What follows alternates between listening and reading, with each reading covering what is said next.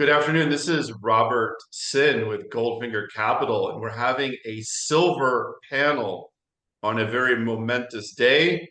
Cannabis is being decriminalized in the United States, and Chen is in a good mood. So I have Chen Lin, who's a private investor and a silver bull.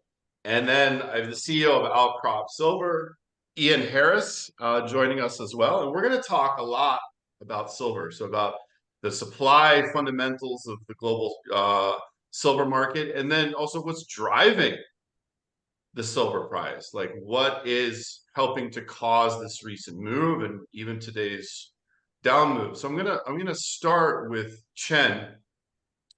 Chen, so we moved up to almost $30 an ounce a few weeks ago, and since then silver has pulled back quite a bit, a little more. It's now a little bit more than 10%. My first question to you is, why are you so interested in silver right now? What has you so excited as an investor? Yeah, well, I have been very bullish on silver, or very excited about silver for over a year now. So I was the first to mention that silver is the new lithium because of the solar PV boom. And then we'll see higher and higher silver deficit, which is happening. It's happening last year. That was a historical deficit. And this year, actually, I just had a big, quite heated discussion with our friend and metal focus group on the Silver Institute forecast. I believe they significantly underestimate the growth of solar panel usage of silver this year. And we should see another huge deficit this year. Actually, they said it will be the second largest. I say it will be the largest deficit in history. And the key, what's most exciting part is AI. The AI boom actually can push silver deficit to some unbelievable amount of deficit. So everybody will ready to melt your silverware, your silver coin, and silver ingot. Oh, really? Like, is that what's going to happen? Where people are going to be going into pawn shops and coin dealers and selling their silverware? Is that where this is happening? Yeah, I estimate by when with over $30 silver, the people will sell their fund from their closet and find silverware to sell. When silver is over 40, say 50, because 50 was historical high, people will start selling their ingot, maybe coin, for money. But I think this time around, I think we'll blow through 50, but may some back and forth. Investors need to be careful because, as you said, it's pull back more than 10%. Where it is right now, at this moment, I see silver at 26. 26 is the breakout point. If you look at the past few years, 26 have been absolutely resistant. And then when we broke it, as you said, that day I went to 29.9, and then we pull back to 26. Perfect at the resistance point. Yeah, so it should now be support. The $26 level should turn into new support. So we're coming right back into a key long-term support level in the silver price. Yes, exactly. Resistance becomes support. Used to be long resistance, now it's support area. So it's almost picture perfect. So if you long silver, this could be a very good opportunity to long. And then we discussed a little bit early, that China just went on vacation just early this morning. So most of the buyer of gold recently actually it's from China. So it's having a long vacation, long holiday till the end of the week. So they will come back next week. So it's perfect time for the shorts to hit gold and silver market. So they waste no time. They waste no time. They start getting. So we'll see. Gold is at 2,300, silver at 26. And those are both very important support level. We'll see if they can penetrate. So, So but also one thing I want to add, because even you can penetrate a little bit in the metal market, it's okay if as long as it don't last very long. The reason is it takes a little bit of time for buyer to buy it. You can, buy it physical. So if you penetrate that support and a lot of physical buying, so that the major penetration just for a day or two, but usually it's not very significant. I think that's a very good point. So I was out in Las Vegas last week and I went to a bunch of coin dealers, pawn shops, and silver was around 27 and change on the day I was there. And you could not get an ounce of silver, like even just a crappy old silver bar for less than $40 an ounce. So we're talking physical, right? And then if you're talking silver dollars, um, coins, it's even more than that, right? So, and gold was 2,600, right? Spot was 2,340, and the price of a 1 ounce common gold coin was 2,600. So there's a big gap between the paper price and the physical price. And I think that's exactly right. I mean, the Chinese go on vacation for a week.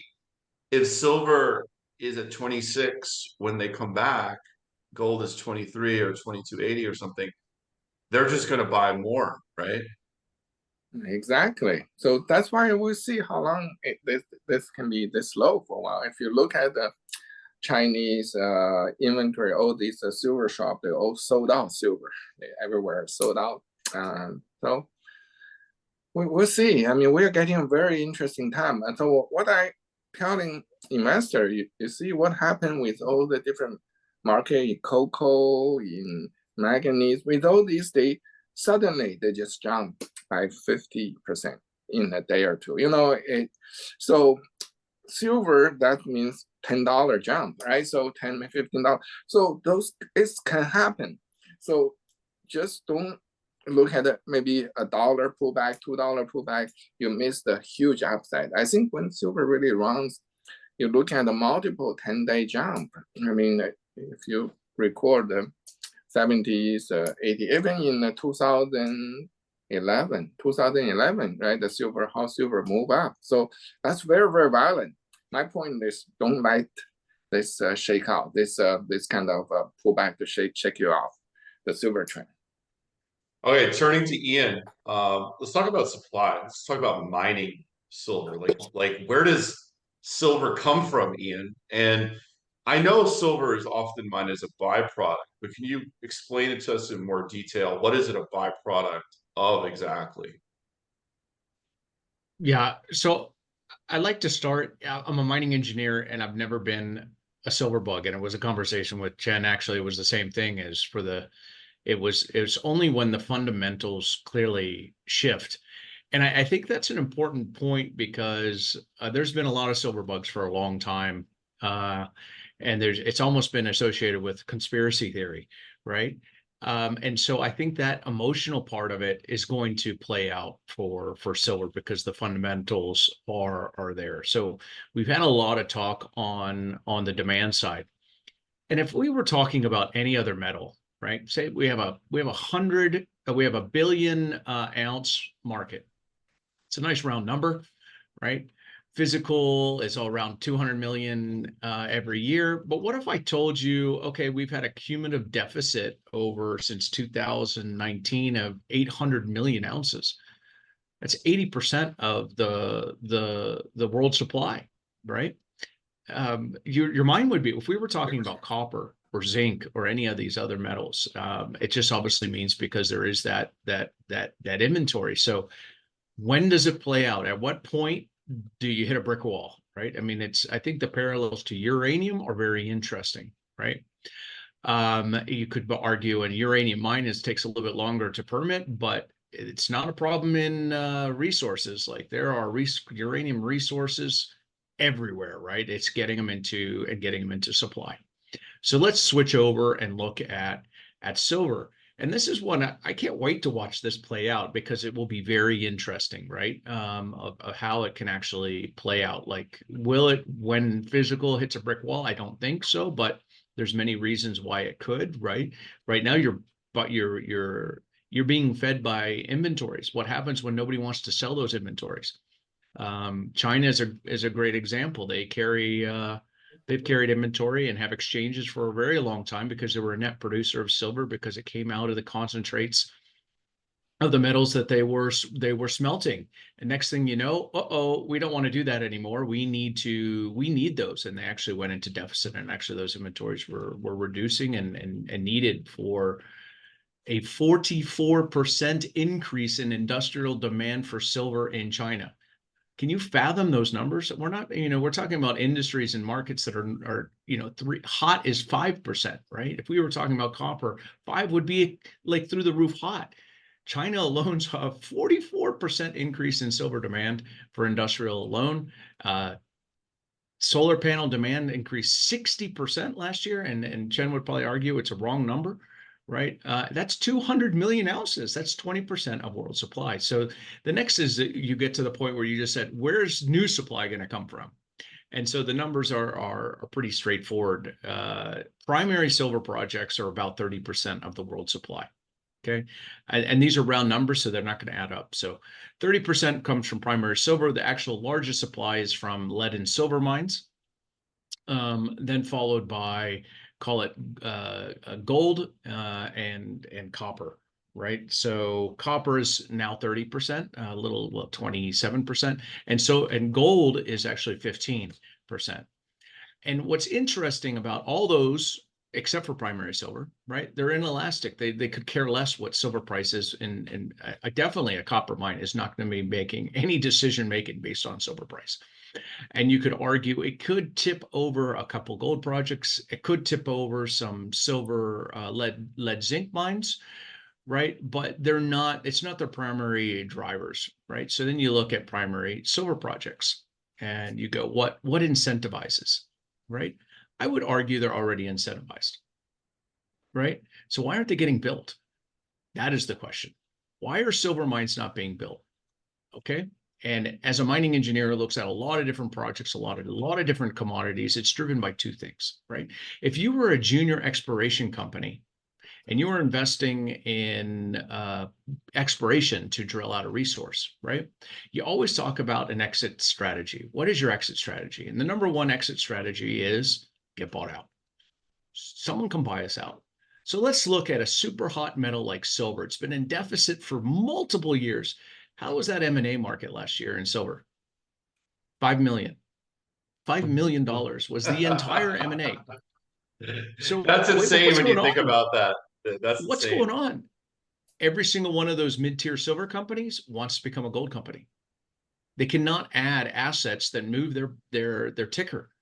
There aren't projects out there. So they're looking at going into other commodities, right? They want to evolve, the majority of them. So they're not even looking at silver projects. They could care less, right? And here's the other problem. You're a silver junior, okay? And if you look at valuations of silver companies versus gold companies on a gold equivalent basis, the valuation for silver companies is about 4 times higher, right? But it doesn't change your cash flow, right? So my argument would be that silver price needs to be 4 times higher before it incentivizes mining companies to really, truly build mines, because that's the hurdle that they have to when they go into production. I can't, I'm going to try and explain it well. If you have a gold company that's worth 25 million and you have a silver company that's worth 100 million, but the NPV of their projects are the same, the silver company is incentivized to continue to explore, where a gold company would like to get into production, where it can monetize, right, their NPV. Okay, and this is what's happening in the silver industry. So, and again, right. So, what happens if we hit a brick wall? There is no easy production to bring online. It could bring some online, but then the next one you go is, let's just go look. I mean, do comparables all the time. I have some silly looking graphs where it's only 3 companies on it because there's no comparables. There are very, very few companies out there that have resources on the books that are peer development companies. So my argument is silver companies are not incentivized to bring on new silver mines. They want bigger, gold is a 8 times bigger industry, at least. than silver, and they can bring on bigger projects that can have a bigger impact on their balance sheet. Right. If you look at, say, let's look at Dolly Varden. It's got 200 million ounces, but that's in gold equivalent basis is less than 4 million ounces. Right. When there's some 10 million ounce projects out there, there's 5 million ounce projects all over the place. Right. So all these dynamics are going to play out. And then if you look back in time and say, what are that happened the other times that silver price spiked? It was based on speculation. It was not based on a supply demand issue. Right. So I cannot wait to see how this plays out. Right. Because you're on some tight balances. There's inventories being sold. You got some physical buying. ETFs have gone down. But what happens when you see a 10-day increase in silver price over 10 days? ETFs are going to go nuts. Nobody's going to start selling. Who would sell their silver? I mean, the majority of people that buy physical silver as an investment, they buy it because they believe this day is coming. Right. So I cannot wait to see how it plays out. I don't know when it's going to play out, but I can't wait to see it. Yeah, so Yeah, absolutely, Ian. I mean, I have a chart in my presentation at the Metals Investment Forum that right now the deficit is very similar to 1950s when the film just become blossom, right? The silver usage, the deficit is very, very high. What happened? In 1960, we run out of silver. Remember, we used to have a silver coin. And then by the 60s, we cannot mint silver coin anymore because we run out of silver. So right now, very, very similar. But the difference is in the 50 to 60, our silver production quadrupled. At that time, they were able to ramp up silver production. I don't think we can ramp it up. So we get into a very, very interesting era.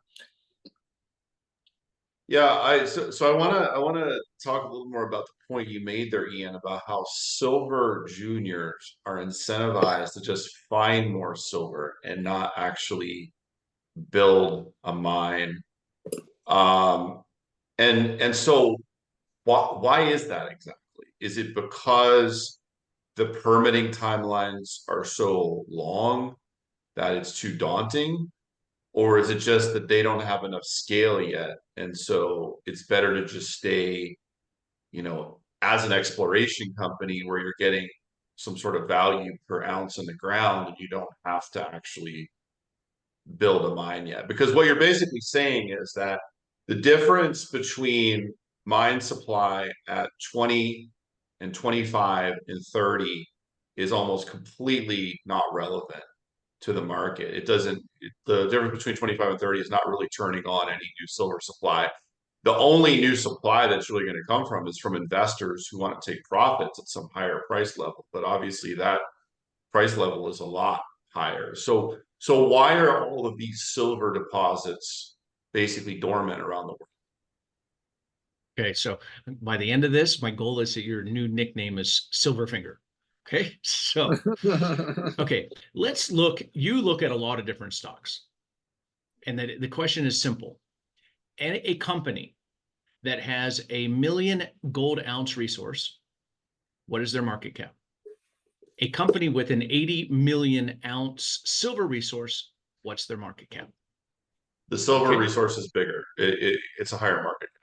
Way bigger, right? Yeah. And so at least 4 times right now. And I've watched it, and the lowest it got was a 2-to-1. Okay, so let's say you have money to buy one, and they're going to become a mine. They got their PEA done, they got the pre-feasibility, they got the feasibility done, and they're now ready to build, right? And both projects, say on an equivalent basis, same grade, same everything, the NPV is the same, right? But one costs 4 times less. Okay, so if you are now looking to build your company as a producer, which of those 2 projects are you going to buy? You're going to buy the gold project because it costs 1/4 as much. Okay, and that is a big hurdle for silver companies. They need those extraordinary prices in order to justify, the NPV that's already pre-built into their market value. Okay, so they are not incentivized to build projects, right? Because the hurdle, a gold company goes from here to here, where a silver company goes from here to here. So they're better off just adding ounces and looking for new projects, et cetera, until there's an M&A fire. But what we're seeing is it doesn't exist because people are buying gold projects. right? Until the market kind of all reconfigures and valuations come back. And my gut just says that if more valuations are 4 times higher, it means they expect 4 times higher silver price to eventually justify the valuation. Okay, that makes And sense. then you're And incentivized. yeah, yeah, and that was a good example with Dolly Parton because great company, love Sean, high grade.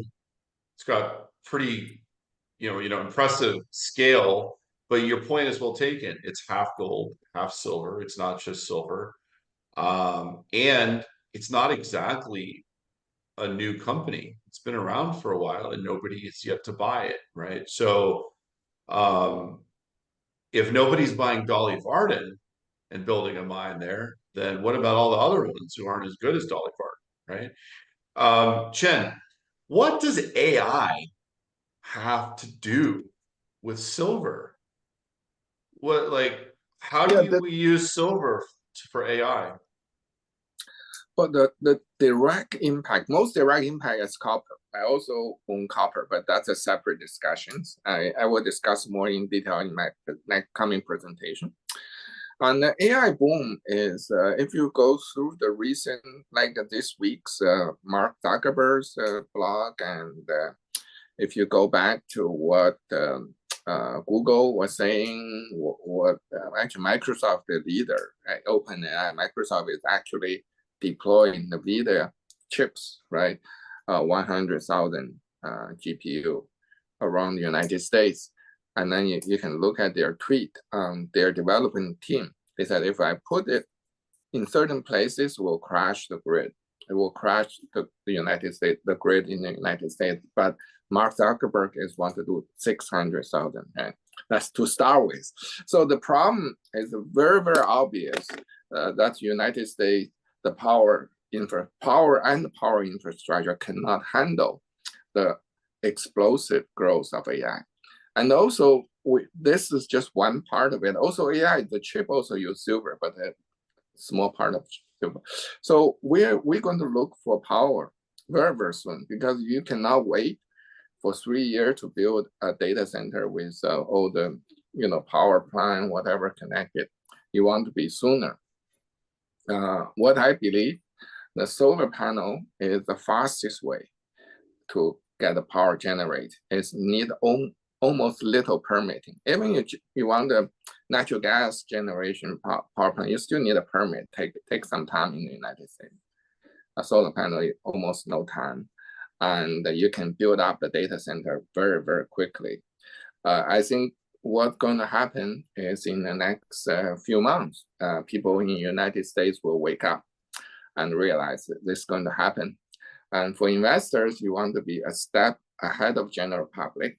So that's what I see. It will be aggressive growth of solar panel, which is up on top of historical growth last year.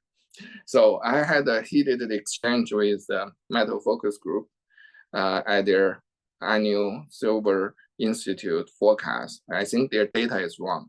I can point it out. I don't want to take too much time talking here, but it's in my presentation.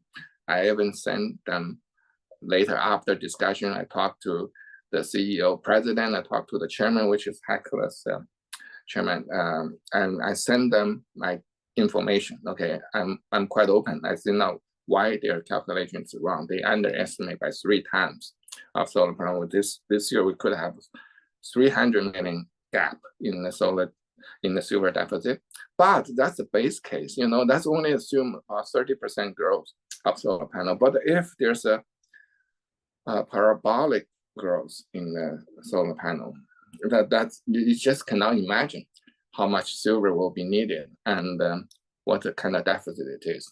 So that will require a lot higher silver price and a lot sooner than people think. So I'm quite excited about that, and I see you're welcome to trace that. I'll present all my evidence in next Metal Investment Forum presentation, and you're welcome to critique. Okay. I think there's a lot of excitement already around where silver is going, and you see it, and you're starting to see it in mainstream media about what could happen. what has historically happened when gold goes up and then silver goes off to the races also, right? But I think even the base case, I also agree, it just doesn't look right, right? And so it's already stressed. And what happens if there's additional stress put on it? And I was looking at, after a conversation with Chen, I was doing it and looking it up. 85% of all new power projects in the United States are solar. 85%. So if you need power fast, that's where it's going to be coming from. The Silver Institute was off 50 million ounces last year and 100 million ounces on industrial, and saw a 66% increase in the use of silver in solar panels. So saying that it's going to go to 20 when the fundamentals have obviously changed might be a serious underestimate. And so there's only more stress that's going to be put on to something that's seen an 800 million ounce deficit over the last 5 years, 4 years. Yeah, if you think about it from an investor psychology standpoint, obviously the $30 level has some, memory. There, it's been tested multiple times. Silver's failed there. But once silver gets past 30 at some point over the coming months or the next year, there's really no price memory until that $50, which is that big all-time high. So there, I'm not saying that silver will go from 30 to 50 in a month, but it can happen in 6 months. It's totally possible because there's just not a lot of price memory. There's not a lot of price history up there. Let's talk about what price level on silver. So you said, Ian, a lot of silver comes from lead and zinc mines. So obviously the price of silver, whether it's 20 or 30, doesn't matter much to those lead and zinc mines. Like they're already operating, they've already sunk the capex, and they're more focused on the zinc and lead price than they are the silver price because that's the bulk of their ore. What is the incentive price level to build a silver primary mine in 2024 or 2025? Like, what's the actual? It sounded like earlier you thought it was way higher. Is it 50? Is it 60? Is it 70? So you have to, if it's coming from a developer, it's a different motivation than it comes from a producer, right? So it's a very difficult question. Okay. But I'm gonna first paint a scene. World silver production is 80 million ounces a year, right? 800 million ounces a year. Sorry, yeah. 800 million ounces a year. Okay. And if primary silver mines only produce 30%, I'm rounding, that's 250 million ounces a year. Okay. I rounded up. Okay. If solar panel demand is 200 and it goes from 200 to 300, how many mines do you need? I don't think it matters. Right. So I think it's more as a developer, we will be motivated by our valuation. Okay. And so our valuation is what motivates your move and advancing a project quickly. I think that over a $30 ounce, because it's on a trajectory, incentivizes companies to fast track their projects towards production. Because if we look back in time and we look at how was Pan American Silver built? How was First Majestic Silver built? How were all these other companies built? And they were built off of jumping on the backs of production. The difference is we don't have the new ones. They're transforming their businesses. And so I think the first to the race will be the first consolidator. And there will be valuation associated too. But I think it will be, I think if we went through the TSX today and we said, what are all the silver developers? I bet it's probably 40 companies. Maybe I'm just guessing, but it's a short list. And by the end of the year, it might be 200, right? So I think you'll see more in terms of exploration and getting grassroots, et cetera, but there's going to be the consolidation, but it's going to have to come from the silver companies themselves, I think. And so we'll see production, but I don't think it's a drop in the bucket. It's a drop in the bucket. Right. That's a drop in the bucket. Chen, so final question for Chen. I've never been to China. I frankly don't know a lot about But I know the Chinese people love gold. They absolutely love gold. Do they love silver too? And what are you seeing in the streets of China? Are people actually going to dealers and buying silver coins? Well, in Chinese, if you look at Chinese history, look at the Chinese culture, actually they love silver more than gold. Okay, in Chinese, what the bank means the place that stores silver. If you just translate the bank in Chinese character into straight English, it's silver, that store silver, because silver means money. China historically has silver standard for hundreds of years, I think, maybe thousands of years, very, very long time. They use silver to pay money. Silver is money to pay. The gold that was fixed at 10 to 1, right? So 10 versus 1, but people use silver much more because you can have a small portion of silver coin, silver ingot to pay stuff. So yeah, I mean, I've been hearing the silver shop has been running out of silver recently. So we'll see. But I as you said, Ian also touched on that, and you also mentioned that silver, the market is very small. It's very small. If you compare silver to Bitcoin, actually you can buy 10 times, 100 times more silver with the Bitcoin market cap. So, and then silver does have very important usage. That's our point, is silver is the key for the green revolution. It's a key for AI, future of United States AI, seriously, because the power shortage, the soon our Congress is kind of stupid, but but sooner or later they will recognize the power shortage is the key that's dragging behind the AI revolution in the United States. Or something has to be done in the next few months. Otherwise, United States will probably fall behind China in AI again, as many other sectors. So it's very, very important. And then once people see it, and then we will have we'll have a run. So well, for us, for investor, you need to position yourself before the run. Yeah, this is, thank you for that. I learned something there I didn't know about China and the history of gold and silver in China. And a lot of people, oh, silver's down $1 today. Oh, no. It's a gift. The market's giving you an opportunity here. This is an opportunity to buy at support. And it's always, trust me, I've been trading for 21 years. It's always better to buy and everybody else is worried and panicking than when everybody else is happy and bullish. Chen and Ian, thank you for this panel today. It's a great conversation. I learned a lot. Let's do it again in the future. Thank you. Thanks for having us. Cheers.